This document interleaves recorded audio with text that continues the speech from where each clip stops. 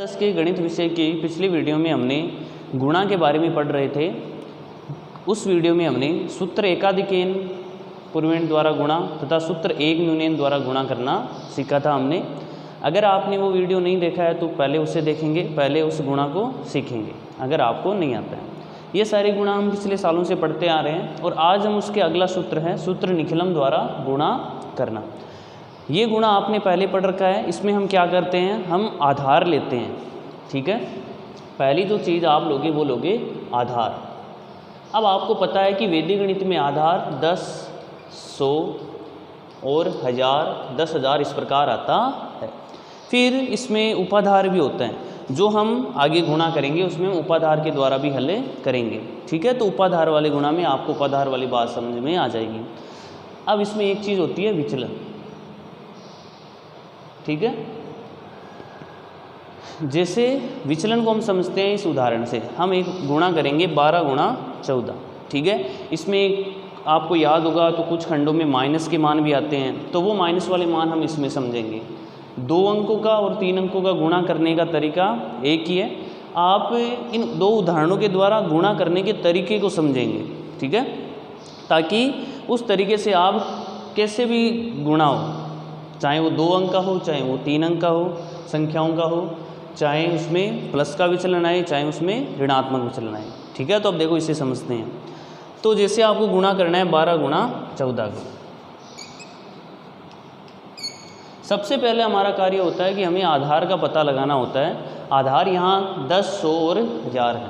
ठीक है, अब ये दोनों संख्याएं 10 के करीब हैं। ठीक है, हम देखते हैं 10, 20, 30, 40, 50, 60, 70, 80, 90, फिर नया आधार आ जाएगा 100, फिर उपाधार आएंगे 200, 300, 400। ठीक है ना, इस प्रकार है। ये दोनों संख्याएं 10 के करीब है जो हमारा आधार है। तो यहाँ संख्याओं का आधार कितना हो जाएगा, 10। आधार लेने के बाद अगला कार्य आपको करना होता है विचलन का। ठीक है, तो देखो विचलन के लिए हमें ये देखना होता है कि जो हमारी संख्याएं हैं वो इस आधार 10 से कितनी बड़ी या कितनी छोटी है। ठीक है, जैसे पहली संख्या है 12, ये इस आधार 10 से 2 बड़ी है तो पहला विचलन हो जाएगा प्लस के 2। अगली संख्या है 14, ये इससे 4 बड़ी है तो ये हो जाएगा प्लस का 4। ठीक है, इतना सा कार्य आपको करना है जब केवल आधार लेना हो। अब हम क्या करेंगे कि हम गुणा लिखेंगे इस प्रकार कि संख्या और उस संख्या के सामने उसका विचलन। जैसे पहली संख्या है 12, सामने उसका विचलन प्लस 2, 14 सामने उसका विचलन प्लस 4।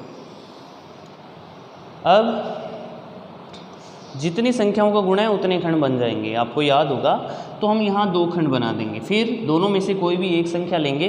जैसे हमने ली 12, शेष विचलन इसमें लिख देंगे, चाहे वो प्लस का हो चाहे माइनस का हो। यहाँ वो शेष विचलन आ जाएगा जो यहाँ प्लस का 4 है। फिर इस खंड में दोनों विचलनों का गुणा। अब यहाँ आप इसे प्लस 2 गुणा प्लस 4 भी लिख सकते हो, लेकिन अगर हम प्लस नहीं भी लिखें तो हमें पता है कि जब संख्या के आगे कोई चिन्ह नहीं होता तो वो प्लस की संख्या होती है, धनात्मक होती है। फिर इन दोनों को जोड़ देंगे, 12 और 4 16, 4 दूनी 8। ठीक है, अब यहाँ एक चीज़ और याद करनी है। पहले तो मैं जो हमने कार्य यहाँ तक कर लिया उसमें ये देखना होता है कि कोई ऋणात्मक मान तो नहीं है। जैसे इसमें मान लो ऋणात्मक होता तो ऋणात्मक को हम कैसे धनात्मक करेंगे वो इस सवाल में हम समझेंगे। फिर आपको ये देखना होता है कि जितने हमारे आधार में शून्य हैं उतने ही अंक यहाँ होने चाहिए। ठीक है, तो यहाँ हमारे पास 1 अंक है आधार में, इस द्वितीय खंड में, और आधार में 1 शून्य है, तो यही इसका क्या हो जाएगा, उत्तर हो जाएगा 168। ठीक है, तो ये आ गया आपका पहला गुणा। इसी प्रकार दूसरे गुणा को देखते हैं। अब इस दूसरे गुणा में क्या है कि यहाँ 3 संख्याएं हैं, 104 गुणा 96 गुणा 93। अब अगर आपने पिछला वाला गुणा अगर सही ढंग से समझा है तो आप इसका आधार आसानी से बता सकते हो और विचलन भी बता सकते हैं। आधार इसका देखो ये तीनों ही संख्याएं 100 के करीब है, तो आधार हो जाएगा इसका 100। अब उपाधार लेने की आवश्यकता नहीं है। विचलन, पहली संख्या के लिए विचलन है प्लस का 4, दूसरी संख्या के लिए विचलन है -4 और तीसरी संख्या के लिए विचलन है -7। ठीक है, 104 4 बड़ा, इसी प्रकार 96 और 93 से ये विचलन आ जाएंगे। लिखने का तरीका भी वही है, संख्या सामने उसका विचलन, फिर संख्या सामने उसका विचलन, संख्या सामने उसका विचलन। ठीक है, अब यहाँ हमारे पास 3 संख्याओं के गुणा है तो हमें 3 खंड करने हैं। ठीक है, तो देखते हैं, ये पहला, ये दूसरा और ये तीसरा। अब पहले खंड में क्या होगा कि हम एक संख्या लेंगे, इन तीनों में से आप कोई से भी एक संख्या ले सकते हो। मान लो हमने ये 93 लिया, ठीक है, आप कहीं से भी शुरुआत कर सकते हैं। अब आपको ये देखना है कि 93 के सामने विचलन है -7, ये विचलन नहीं लिखना है। अब इन दो के अलावा जो विचलन बचा +4 और -4 वो यहाँ लिख देंगे, +4 और -4। ठीक है, द्वितीय खंड में क्या होगा, और आपको ये प्रक्रिया ध्यान से देखनी है और इसे करना सीखना है। ठीक है, +4 और ये -4 गुणा हो जाएगा, तो 4 क्योंकि धनात्मक तो चिन्ह नहीं लगाएंगे, गुणा -4। ठीक है, पहले इन दो का गुणा, फिर इन दो का गुणा। ठीक है, यानी -4 और -7 का गुणा, फिर प्लस, फिर -7 और इस 4 का गुणा। ठीक है, +4 गुणा -4 प्लस -4 गुणा -7 प्लस -7 गुणा +4। ये प्रक्रिया ध्यान से समझेंगे। फिर तीसरे खंड में तीनों का गुणा, +4 गुणा -4 गुणा -7। अब इसे हल करना है, 93 + 4 97 से -4 हुए तो वापस 93। ठीक है, ये आपको जोड़ना है, किसी भी तरीके से हल कर सकते हैं। -16, फिर ये प्लस, ये -4 और -7 प्लस के 28 और वो प्लस के 28 इस प्लस से गुणा होंगे तो प्लस के 28, -7 और प्लस के 4 माइनस के 28 इस माइनस से गुणा होंगे तो ये -28 ओब्लिक -4 और -7 28। 28 को 4 से गुणा करेंगे तो उत्तर देखो कितने आ जाएंगे, 8 चौके 32, 4 दूनी 8 और 3 11। ठीक है, तो ये उत्तर आए 112। 93 प्लस के 28 माइनस से 28 से कट जाएंगे, आएगा 16 और ये आएगा 112। ठीक है, अब मैं इसे यहाँ लिख रहा हूँ तो इसे देखो ध्यान से समझेंगे।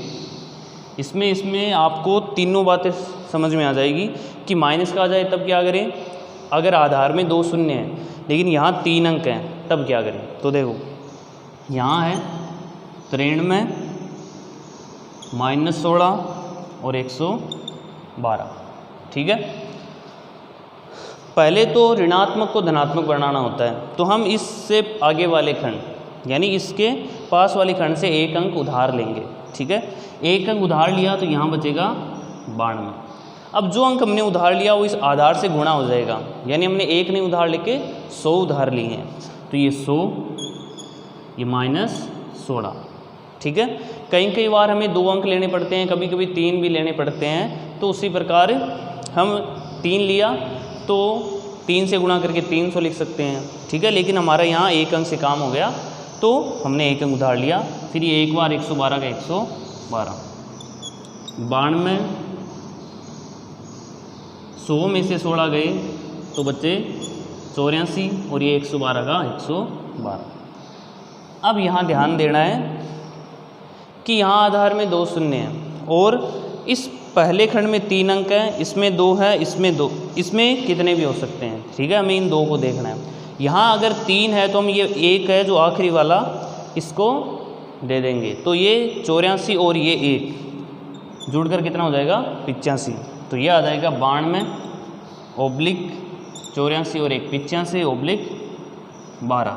ठीक है, इसका हमने 1 लिखने का तरीका ये भी सीखा है कि हम 1 को नीचे लिखते हैं फिर आगे वाली पंक्ति में जोड़ देते हैं, तो उसी प्रकार भी हल कर सकते हैं। अब यहाँ इन 2 खंडों में 2-2 अंक है तो अब ये ओब्लिक हटा देंगे।